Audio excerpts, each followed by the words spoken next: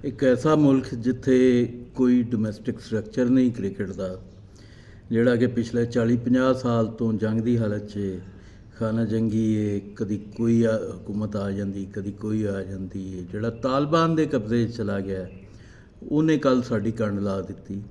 एक ऐसे मुल्क की जिंदी हर गली च क्रिकेट खेडी जाती, हर शहरी जोड़ा वो क्रिकेट का शदाई है। ये वजूहात की ने? सारिਆਂ ਤੋਂ बुनियादी वजूहात तो ये ने कि एक तो साडा जिहड़ा पूरा क्रिकेट स्ट्रक्चर है, थल्ले तो लैके उत्ते तिकर क्रिकेट एसोसीएशनां तो लैके अकैडमीज़ तिकर और जिहड़ी रीजनल क्रिकेट तिकर सारा सारा करप्शन का शिकार है।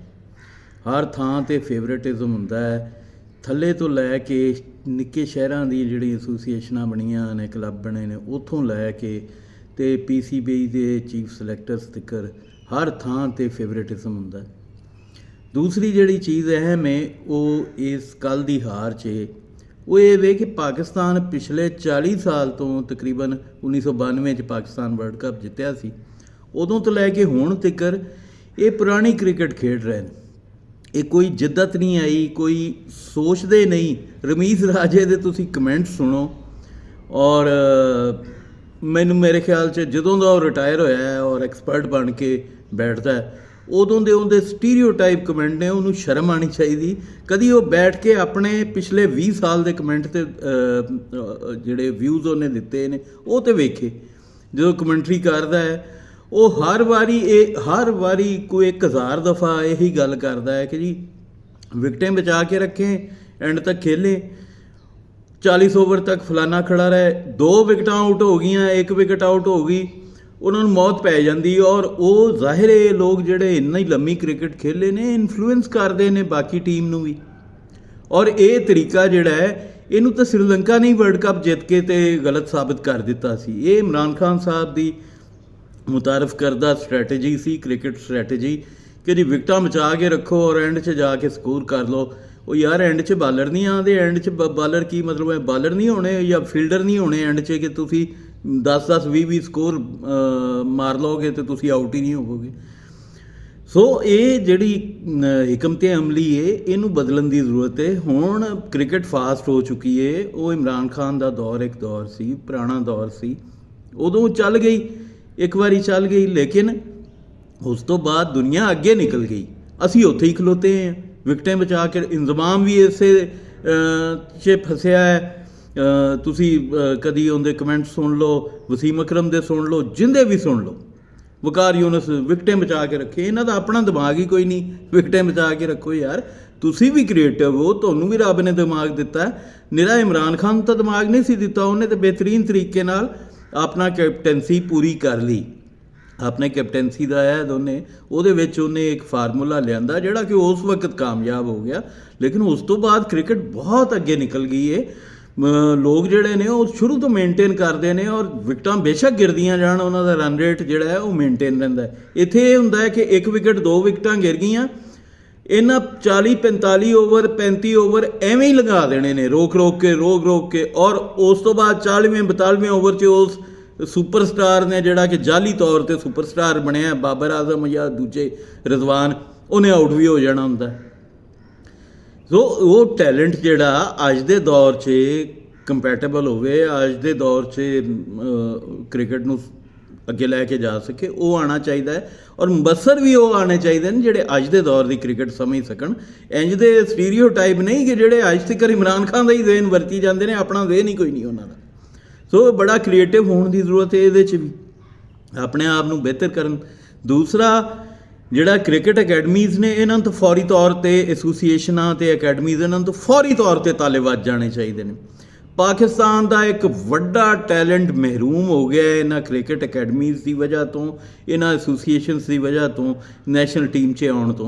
मैनूं तुसीं दसो विहाड़ी च खेडण वाला वकार यूनस किस अकैडमी और किस एसोसीएशन वालों आया सी? वसीम अकरम सिविल लाइन्स च खेडण वाला कित्थों आया सी? ये आप दसे वसीम अकरम ये कित्थों आया सी? सलीम मलक कित्थों आया सी? जवेद मियांदाद कित्थों आया सी? और यह जिहड़ा मोइन खान जिंदी अपनी थां नहीं सी बनदी क्रिकेट टीम च, ये हुण प्रधान बन के बैठा हुंदा, ये दसे कित्थों आया सी? तौसीफ कित्थों आया सी? ਸਲੀਮ ਯੂਸਫ ਜਿਹਾ ਪਾਕਿਸਤਾਨ ਦਾ best ever wicket keeper batsman, ਉਹ ਕਿੱਥੋਂ ਆਇਆ ਸੀ? ਰਾਸ਼ਿਦ ਲਤੀਫ ਕਿੱਥੋਂ ਆਇਆ ਸੀ? ਜ਼ਹੀਰਬਾਜ਼ ਕਿੱਥੋਂ ਆਇਆ ਸੀ? ਮਾਜਿਦ ਖਾਨ, ਇਮਰਾਨ ਖਾਨ, ਇਹ ਸਾਰੇ ਕਿੱਥੋਂ ਆਏ ਸਨ? ਕਤਨ ਕੋਈ ਜ਼ਰੂਰਤ ਨਹੀਂ ਇਹਨਾਂ ਦੀ ਬਜਾਏ ਪਾਕਿਸਤਾਨ ਦੀਆਂ 400 ਤਹਿਸੀਲਾਂ ਨੇ। ਉਹਨਾਂ 400 ਤਹਿਸੀਲਾਂ 'ਚ 400 ਹੀ ਅਸਿਸਟੈਂਟ ਕਮਿਸ਼ਨਰਸ ਨੇ। ਅਸਿਸਟੈਂਟ ਕਮਿਸ਼ਨਰਸ ਦੀ ਇਹ ਡਿਊਟੀ ਲਾਈ ਜਾਏ, ਉਹਨਾਂ ਦੀ ACR ਨਾਲ ਇਹ ਮਸ਼ਰੂਤ ਕੀਤਾ ਜਾਏ ਕਿ ਉਹ ਖੇਲਾਂ ਦੇ ਸਾਲਾਨਾ ਮੁਕਾਬਲੇ ਕਰਾਉਣਗੇ, ਔਰ ਜਿਹੜੇ ਕਮਿਸ਼ਨਰ ਦੀ ਤਹਿਸੀਲ 'ਚੋਂ ਉਹਦੀ ਜ਼ੇਰੇ ਸਰਪ੍ਰਸਤੀ ਉਹਦੇ ਟੈਨਿਓਰ 'ਚ ਕੋਈ ਪਲੇਅਰ ਨਿਕਲਦਾ ਹੈ, ਉਹਦੀ ACR 'ਚ ਉਹਨੂੰ ਮਾਰਕਸ ਦਾ ਇਜ਼ਾਫਾ ਕੀਤਾ ਜਾਏਗਾ। ਮੈਨੂੰ ਨਹੀਂ ਪਤਾ ਉਹਨਾਂ ਦਾ ਕੀ ਕ੍ਰਾਈਟੇਰੀਆ ਹੁੰਦਾ ਹੈ ACR ਬਣਾਉਣ ਦਾ, ਲੇਕਿਨ ACR ਦੇ ਵਿੱਚ ਇਹ ਮਾਰਕਸ ਐਡ ਹੋਣੇ ਚਾਹੀਦੇ ਨੇ ਕਿ ਉਹਨੇ ਕੀ ਕੀਤਾ। ਉਹਨੇ ਕੋਈ ਨੈਸ਼ਨਲ ਸਪੋਰਟਸ 'ਚ, ਕ੍ਰਿਕਟ 'ਚ, ਹਾਕੀ ਦਾ ਕੋਈ ਪਲੇਅਰ ਕੱਢਿਆ, ਉਹਦੀ ਸਰਪ੍ਰਸਤੀ 'ਚ ਨਿਕਲਿਆ, ਇਹਨੂੰ ਮਸ਼ਰੂਫ ਕਰ ਦਿੱਤਾ ਜਾਣਾ ਚਾਹੀਦਾ। ਨਵੀਂ ਇੰਪਲੋਇਮੈਂਟ ਦੀ ਵੀ ਜ਼ਰੂਰਤ ਨਹੀਂ, AC ਦੀ ਸਿਰਫ ਡਿਊਟੀ ਲਾ ਦਿੱਤੀ ਜਾਏ ਅਸਿਸਟੈਂਟ ਕਮਿਸ਼ਨਰਸ ਦੀ ਕਿ ਤੁਸੀਂ ਹਾਕੀ, ਕ੍ਰਿਕਟ, ਫੁੱਟਬਾਲ ਔਰ ਐਥਲੈਟਿਕਸ ਦੇ ਸਾਲਾਨਾ ਮੁਕਾਬਲੇ ਕਰਾਉਣੇ ਨੇ, ਔਰ ਤੁਹਾਡੀ ਕਾਰਕਰਦਗੀ ਦੀ ਬੁਨਿਆਦ 'ਤੇ ਤੁਹਾਡੀ ACR ਬਣਨੀ ਹੈ। ਇਹ ਕਮਿਸ਼ਨਰਸ ਦਾ ਕੰਮ ਕੀ ਹੈ? ਇਹ ਜਿਹੜੀਆਂ ਜ਼ਿਮੀਂਦਾਰਾਂ ਦੇ ਛਾਪੇ ਮਾਰਦੇ ਫਿਰਦੇ ਨੇ, ਇਹ ਕੰਮ ਹੈ? ਇਹਦਾ ਕੀ ਮੁਲਕੀ ਇਕਾਨਮੀ ਨੂੰ ਫਾਇਦਾ ਹੋ ਰਿਹਾ ਜੀ? ਇਹਦਾ ਤਾਂ ਕੋਈ ਫਾਇਦਾ ਨਹੀਂ ਹੋ ਰਿਹਾ। ਅਤੇ ਅਸਲ ਕੰਮ ਜਿਹੜਾ ਕਰਨ ਵਾਲਾ ਉਹ ਕਰਨ। ਕ੍ਰਿਕਟ ਇੱਕ ਸਪੋਰਟਸ ਨੇਸ਼ਨ ਬਣਾਉਣ, ਜਿਵੇਂ ਆਸਟ੍ਰੇਲੀਆ ਹੈ, ਹਾਲੈਂਡ ਹੈ, ਉੱਥੇ ਬੇਸ਼ੁਮਾਰ ਗਰਾਊਂਡਾਂ ਨੇ, ਉੱਥੇ ਬੇਸ਼ੁਮਾਰ ਸਹੂਲਤਾਂ ਨੇ। ਫਿਰ ਟੈਲੈਂਟ ਹੰਟ ਵਾਸਤੇ ਇੱਕ ਹੰਟਰਸ ਦੀ ਟੀਮ ਜਿਹੜੀ ਹੈ ਉਹ ਇੰਪਲੋਏ ਕਰਨੀ ਚਾਹੀਦੀ ਹੈ, ਜਿਹੜੇ ਕ੍ਰਿਕਟ ਨੂੰ ਸਮਝਦੇ ਹੋਣ, ਹਾਕੀ ਫੁੱਟਬਾਲ ਨੂੰ ਸਮਝਦੇ ਹੋਣ, ਐਥਲੈਟਿਕਸ ਨੂੰ ਸਮਝਦੇ ਹੋਣ, ਔਰ ਐਸੇ ਲੋਕ ਜਿਹੜੇ ਬੇਸਿਕ ਲੈਵਲ 'ਤੇ ਕਿਸੇ ਪਲੇਅਰ ਨੂੰ ਉੱਤੇ ਲੈ ਕੇ ਆਉਂਦੇ ਨੇ, ਇੰਟਰੋਡਿਊਸ ਹੋ ਜਾਂਦਾ ਹੈ, ਉਹ ਨੈਸ਼ਨਲ ਟੀਮ 'ਚ ਆ ਜਾਂਦਾ, ਸਪੋਰਟਸ 'ਚ ਮਿਸਾਲ ਦੇ ਤੌਰ 'ਤੇ ਕੋਈ ਕ੍ਰਿਕਟ 'ਚ ਆ ਜਾਂਦਾ ਜਾਂ ਹਾਕੀ 'ਚ, ਫੁੱਟਬਾਲ 'ਚ। ਉਹ ਅਗਰ ਸਟਾਰ ਸਾਡੀ ਨੈਸ਼ਨਲ ਟੀਮ ਦੇ 11 ਖਿਲਾੜੀਆਂ 'ਚ ਆ ਜਾਂਦਾ ਜਾਂ ਕੋਈ ਗੋਲਡ ਮੈਡਲ ਲੈ ਲੈਂਦਾ ਹੈ ਐਥਲੈਟਿਕਸ 'ਚ, ਉਹਨੂੰ ਐਥਲੈਟਿਕਸ ਵਾਲੀ ਤਾਂ ਪ੍ਰੋਫੈਸ਼ਨਲ ਗੇਮ ਨਹੀਂ, ਉਹਨਾਂ ਦੇ ਵਿੱਚ ਉਹਨਾਂ ਨੂੰ ਜੋ ਵੀ ਕਮਰਸ਼ੀਅਲਸ ਮਿਲਦੇ ਨੇ, ਉਸ ਖਿਲਾੜੀ ਦੇ ਜੋ ਵੀ ਕਮਾਈ ਹੈ ਜ਼ਿੰਦਗੀ ਦੀ, ਉਹਦੇ ਵਿੱਚੋਂ 5% ਉਹਨੂੰ ਮੁਤਾਰਫ ਕਰਾਉਣ ਵਾਲੇ ਨੂੰ ਮਿਲਣਾ ਚਾਹੀਦਾ। ਤਾਂ ਹੀ ਜਾ ਕੇ ਕੋਈ ਬੇਈਮਾਨੀ ਤੋਂ ਇਲਾਵਾ ਮੈਰਿਟ ਦੇ ਉੱਤੇ ਜਾ ਕੇ ਭੁੱਖਿਆਂ ਤਰ੍ਹਾਂ ਟੈਲੈਂਟ ਹੰਟ ਕਰੇਗਾ। ਆਈ ਬਿਲੀਵ ਇੰਡੀਆ 'ਚ ਇੰਝ ਹੀ ਹੁੰਦਾ ਹੈ, ਉਹ ਬਹੁਤ ਕਮਿਟਡ ਨੇ। ਔਰ ਦੂਸਰੀ ਇੱਕ ਬੜੀ ਅਹਿਮ ਗੱਲ ਜਿਹੜੀ ਪਾਕਿਸਤਾਨ ਦੇ ਵਿੱਚ ਮੈਂਸ਼ਨ ਕਰਨੀ, ਇਹਦੇ ਮੈਂ ਯਾਦ ਨਹੀਂ ਰਹਿਣੀ, ਨੈਸ਼ਨਲਿਜ਼ਮ।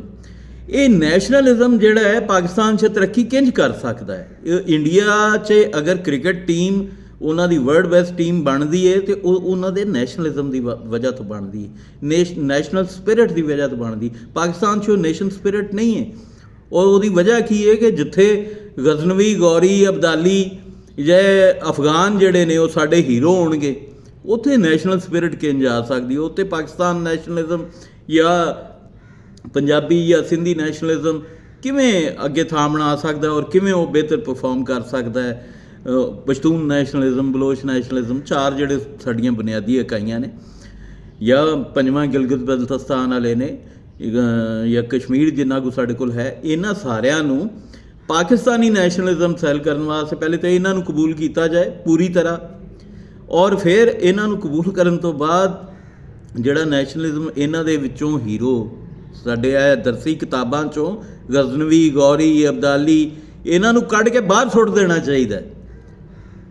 ਇਹ ਤਾਂ ਸਾਨੂੰ ਹਰ ਤਰੀਕੇ ਨਾਲ ਨੁਕਸਾਨ ਪਹੁੰਚਾ ਰਿਹਾ ਨਾ, ਜ਼ਹਿਨੀ ਤੌਰ 'ਤੇ ਪਸਮਾਨਦਾ ਕਰ ਦਿੱਤਾ, ਜ਼ਹਿਨੀ ਗੁਲਾਮ ਬਣਾ ਦਿੱਤਾ। ਸਾਡੇ ਆਪਣੇ ਹੀਰੋ ਹੋਣੇ ਚਾਹੀਦੇ ਨੇ, ਔਰ ਹੈ ਨੇ, ਇਹ ਨਹੀਂ ਕਿ ਹੈ ਨਹੀਂ ਨੇ, ਬਥੇਰੇ ਨੇ। ਰਾਏ ਖਾਨ ਖਰਲ ਸ਼ਹੀਦ ਜੈ, ਦੁੱਲੇ ਭੱਟੀ ਸ਼ਹੀਦ ਜੈ, ਬਹੁਤ ਸਾਰੇ ਲੋਕ ਨੇ ਜਿਹੜੇ ਸਾਡੇ ਆਪਣੇ ਨੇ।